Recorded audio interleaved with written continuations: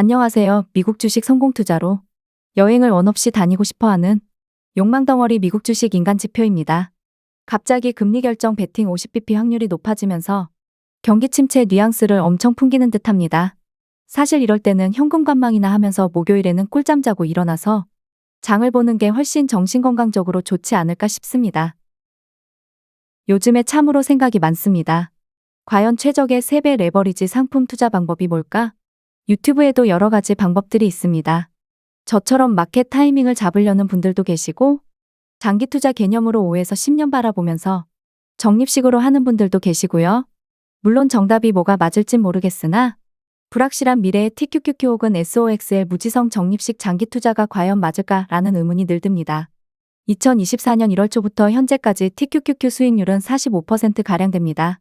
사실 이 정도면 매우 훌륭한 투자였다고 볼 수 있습니다. 2021년 1월 초부터 2021년 12월까지 TQQQ 투자 수익률은 추가 적립을 하지 않았다는 가정하에 100% 수익률을 자랑하고 있습니다.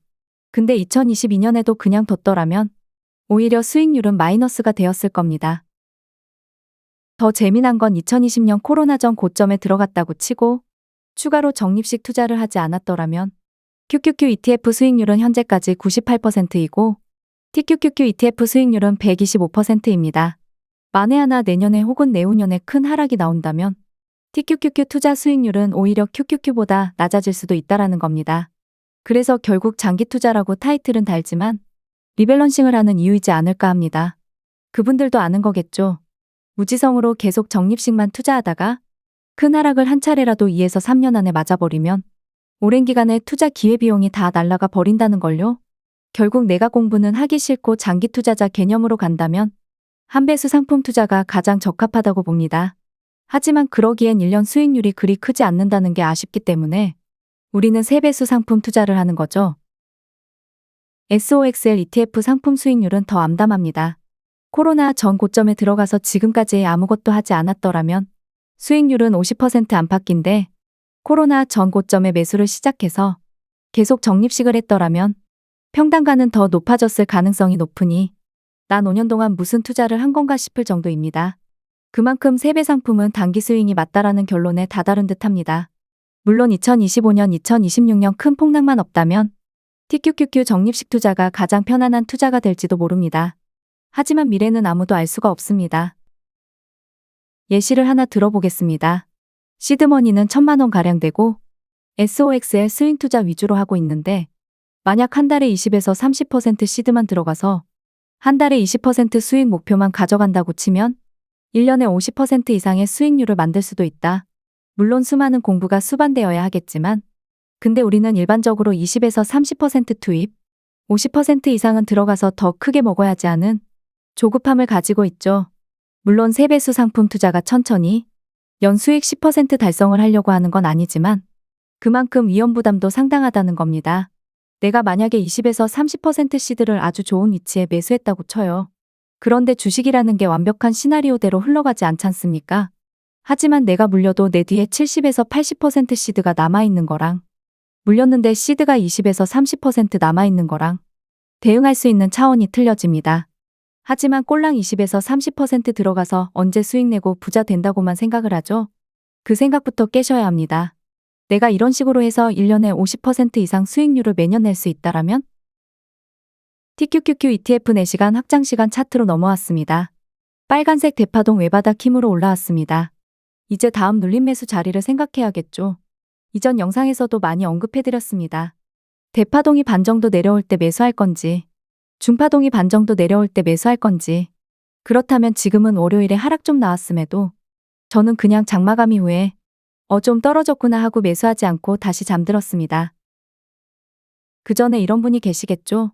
인간지표 말 듣고 대파동 쌍바닥까지 기다렸다가 더 들어가려고 했는데 외바닥일 때 안 들어가거나 비중 20% 들어갔더니 벌써 TQQQ 기준으로 저점 대비 20% 가까이 상승을 해버렸네?